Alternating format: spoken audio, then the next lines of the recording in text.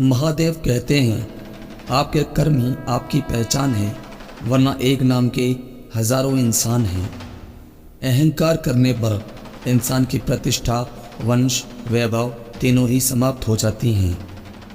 खुद का वजूद होना भी ज़रूरी है, दूसरे के सहारे ज़िंदगी नहीं गुजरती। खुद को अच्छा बना लीजिए, दुनिया से एक बुरा इंसान कम हो जाएगा। मेरे महादेव कहते हैं, बुरे कर्म करके कहाँ छुपोगे, धरती, आकाश, वायु सब मेरा ही तो है। दुनियादारी छोड़कर अपने लक्ष्य के पीछे भागो, लोगों का सिर्फ वक्त आता है, तुम्हारा दौर आएगा। हमेशा छोटी छोटी गलतियों से बचने की कोशिश किया करो, क्योंकि इंसान पहाड़ों से नहीं पत्थरों से ठोकर खाता है। जो व्यक्ति शक्ति ना होते हुए भी हार नहीं मानता, उसे दुनिया की कोई ताकत नहीं हरा सकती। कोशिश एक ऐसी शुरुआत है जो आपको कामयाबी तक पहुंचा देती है। सदैव अपने पैरों पर खड़े होने का प्रयास करो, किसी और के भरोसे मत रहो, क्योंकि इस संसार में किसी के भी जीवन का कोई भरोसा नहीं। जब लगने लगे ज़िंदगी में अब कुछ नहीं रखा, समझ लेना बेहतर ज़िंदगी अब आने वाली है। तारीफ करने वाले बेशक आपको पहचानते होंगे, मगर फिक्र करने वालों को आपको ही पहचानना होगा। आप जितने बूढ़े होते जाओगे, आपका लोगों पर विश्वास उतना ही कम हो जाएगा। जीवन का सबसे बड़ा गुरु वक्त होता है, क्योंकि जो वक्त सिखाता है वो कोई नहीं सिखा सकता। कठिन रास्तों से ना घबराएं, कठिन रास्ते अक्सर खूबसूरत मंजिल तक लेकर जाते हैं। सूर्य धीरे धीरे निकलता है, ऊपर उठता है और दुनिया को प्रकाशित करता है। उसी तरह सब्र के साथ जो व्यक्ति आगे बढ़ता है, वो एक दिन निश्चित ही ऊपर उठकर अपनी तकदीर बदलता है। जिंदगी में जीत और हार तो हमारी सोच बनाती है। जो मान लेता है वो हार जाता है, और जो ठान लेता है वो जीत जाता है। त्याग के बिना कुछ भी पाना संभव नहीं है, क्योंकि सांस लेने के लिए भी पहले सांस छोड़नी पड़ती है। देर लगेगी मगर सब सही हो जाएगा। हमें जो चाहिए वही मिलेगा। यकीन रखो, दिन बुरे हैं, जिंदगी नहीं। जिंदगी को आसान नहीं, बस खुद को मजबूत बनाना पड़ता है। सही समय कभी नहीं आता, बस समय को सही बनाना पड़ता है। कामयाबी के दरवाजे उन्हीं के लिए खुलते हैं जो उन्हें खटखटाने की ताकत रखते हैं। जो गिरकर संभल जाता है वो अक्सर जिंदगी को समझ जाता है। आप सफलता तब तक नहीं प्राप्त कर सकते जब तक आप में असफल होने का साहस न हो। मेहनत इतनी खामोशी से करो कि सफलता शोर मचा दे। मेरे महादेव कहते हैं, डूब कर मेहनत करो अपने आज पर, कल जब उभरोगे तो सबसे अलग ही निखरोगे। अगर ज़िंदगी में कुछ अलग करना है तो ज़रा भीड़ से हटकर चलो। भीड़ साहस तो देती है पर पहचान छीन लेती है। सफलता जिस ताले में बंद रहती है वह दो चाबियों से खुलती है, एक कठिन परिश्रम और दूसरा दृढ़ संकल्प। फल की अभिलाषा छोड़कर काम करने वाला पुरुष ही अपने जीवन को सफल बनाता है। बुरा समय एक ऐसी तिजोरी होती है जहाँ से कामयाबी के हथियार मिलते हैं। एक छोटा कदम छोटे लक्ष्य के लिए बाद में विशाल लक्ष्य भी हासिल करा देता है। जहाँ कोशिशों का कद बड़ा होता है, वहाँ नसीबों को भी झुकना पड़ता है। भाग्यशाली वह नहीं होते जिन्हें सब कुछ अच्छा मिलता है, बल्कि वह होते हैं जिन्हें जो मिलता है उसे वो अच्छा बना लेते हैं। जब लक्ष्य जीत का हो तो उसे मंजिल करने के लिए कोई भी मूल्य क्यों ना हो, उसे चुकाना ही पड़ता है। ज़िंदगी में कुछ बनना ही है तो दीपक जैसा बनिए, ताकि खुद चलकर भी दूसरों के घर में उजाला कर सके। अगर आपने एक बार ठान लिया तो संसार की हर परेशानी आपके साहस के आगे घुटने टेक देगी। जब तक खुद पर विश्वास नहीं, तब तक आप भगवान विश्वास नहीं कर सकते। दुनिया में अधिकांश लोग इसलिए असफल हो जाते हैं क्योंकि विपरीत परिस्थितियां आने पर उनका साहस टूट जाता है और वह भयभीत हो जाते हैं। कोई भी महान व्यक्ति अवसरों की कमी के बारे में शिकायत नहीं करता। लोग चाहते हैं कि आप बेहतर करें, लेकिन वो कभी नहीं चाहते कि आप उनसे बेहतर करें। पसंद है मुझे उन लोगों से हारना जो मेरे हारने की वजह से पहली बार जीते हैं। और मेरे महादेव कहते हैं, अगर ज़िंदगी में कामयाब होना चाहते हो तो बोलने से ज़्यादा सुनने की आदत डालो।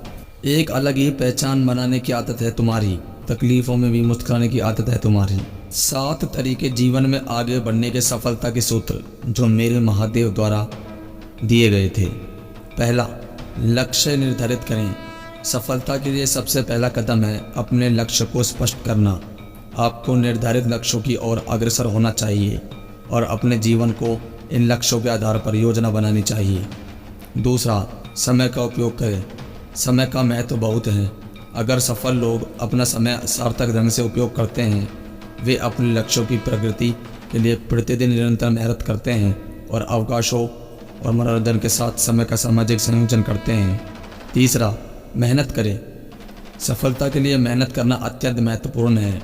आपको सफलता पाने के लिए निरंतर प्रयास करने की आवश्यकता होती है। अपनी क्षमताओं को विकसित करने के लिए कठिनाइयों का सामना करना होता है और उच्चतम स्तर का काम करना होता है। चौथा, सफलता पाने के लिए आपको अपने अवसरों का सामर्थ्य करना होगा। अपने क्षमताओं, प्रतिभाओं और समकालिकता पर विश्वास रखें। आपको अपने काम में आत्मविश्वास और पक्षपात बनाए रखना चाहिए। पांचवा, अपने गलतियों से सीखें। सफलता के लिए आपको अपनी गलतियों के साथ सकारात्मक रहना चाहिए। गलतियां हमारे अनुभव की शिक्षा होती है और हमें आगे बढ़ने के लिए सीखने का मौका देती है। छठा, निरंतर बनाए रखें। सफलता के लिए आपको निरंतर कार्रवाई करने की आवश्यकता होती है। सफलता लोग दिनचर्या में निरंतरता बनाए रखते हैं और निरंतर प्रयासों के माध्यम से अपने लक्ष्य की ओर बढ़ते हैं। सातवां, स्वास्थ्य पर ध्यान दें। सफलता के लिए स्वास्थ्य ध्यान रखना अत्यंत महत्वपूर्ण है। आपको अपने शारीरिक, मानसिक और आत्मिक स्वास्थ्य को सुरक्षित रखने के लिए समय निकालना चाहिए। योग, ध्यान और आहार पर ध्यान देना आपकी सफलता को प्रभावित कर सकता है। एक बाज की प्रेरणादायक सफलता की कहानी सुनाते हैं। पूरी दुनिया में पक्षियों की 10,000 से भी ज़्यादा प्रजातियां पाई जाती हैं। सभी के वही 2 पंजे, 2 पंख और एक गर्दन होती है, लेकिन उन्हीं में एक ऐसा पक्षी है जिसकी एक अलग ही पहचान है, जो आसमान का सीना चीर के हजारों मीटर ऊपर 120 किलोमीटर प्रति घंटा की रफ्तार से उड़ता है, जो खुद के कई गुना अधिक वजन के शिकार को भी अपने पंजों में दबोच कर उड़ा देता है और इसीलिए उसे पक्षियों का राजा कहा जाता है, जिसे हम बाज के नाम से जानते हैं। और एक बाज इतना ऊंचा मुकाम हासिल करता है अपने ट्रेनिंग और अपनी पूर्व जन्म की वजह से। अगर आप भी इस दुनिया में एक मुकाम हासिल करना चाहते हैं तो एक बाज को बाज बनने का पूरा सफ़र आपको जानना बहुत ज़रूरी है, क्योंकि 25 से 30 की उम्र तक आने के बाद लोगों को रिस्क लेने से डर लगता है, लेकिन एक बाज की जीवन की शुरुआत ही रिस्क से होती है। जिस उम्र में बाकी पक्षियों के बच्चे सिर्फ चींची करना सीखते हैं, उस उम्र में एक मादा बाज अपने बच्चों को पंजों में दबोचकर हजारों मीटर आसमान की ऊंचाइयों में उड़ जाती है, उसे ये बताने के लिए कि तेरा जन्म आसमान का सीना चीर के सबसे ऊपर उड़ने के लिए हुआ है। तेरा जन्म पक्षियों का बादशाह बनने के लिए हुआ है। ज़मीन से हजारों मीटर ऊपर ले जाकर मादा बाज अपने बच्चों से उसे छोड़ देती है और यहीं से शुरू होती है उसकी हाई रिस्क ट्रेनिंग। जो चूज़ा ज़मीन की तरफ तेज़ी से गिरने लगता है, थोड़ा नीचे आता है तो उसके पंख खुलने लगते हैं। नीचे आते आते वो अपने पंख फड़फड़ाने लगता है, लेकिन वो अभी तक उड़ना नहीं सीखा है। वो ज़मीन से कुछ ही ऊपर होता है। ऐसा लगता है कि कुछ ही सेकंड में उसका जीवन समाप्त हो जाएगा, लेकिन अचानक एक पंजा उसे अपने गिरफ्त में ले लेता है और वापस आसमान में उड़ जाता है। वो पंजा होता है उसकी माँ का, जो उसके पीछे उड़ रही थी।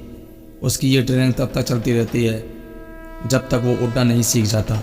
इतनी हाई रिस्क ट्रेनिंग होने के बाद इस दुनिया को एक बाज मिलता है। बारिश के वक्त जब सारे पक्षी आश्रय की तलाश करते हैं, तब यही बाज उसी बारिश में आसमान को चीरते हुए ऊपर निकल जाता है और बादल से कहता है, तू बरस ले कितना बरसेगा, और फिर नीचे आकर चैलेंज करता है। एक बाज की उम्र लगभग 70 साल होती है। जब वह 40 साल का होता है तब एक परेशानी उसकी ज़िंदगी में मौत बनकर आती है, जो आपकी परेशानियों की तुलना में बहुत बड़ी होती है, क्योंकि 40 साल की उम्र में बाज की चोंच इतनी मुड़ जाती है कि उसे शिकार निकलने में बहुत परेशानी होती है। उसके पंख भारी हो जाते हैं, छाती से चिपकने लगते हैं, जिससे उड़ना बहुत मुश्किल हो जाता है। उसके पंजे लंबे और लचीले होते हैं, जिससे वो शिकार को सही से नहीं पकड़ पाता है। अब उस बाज के पास सिर्फ 3 रास्ते होते हैं। पहला, वो अपने शरीर का त्याग कर सकता है।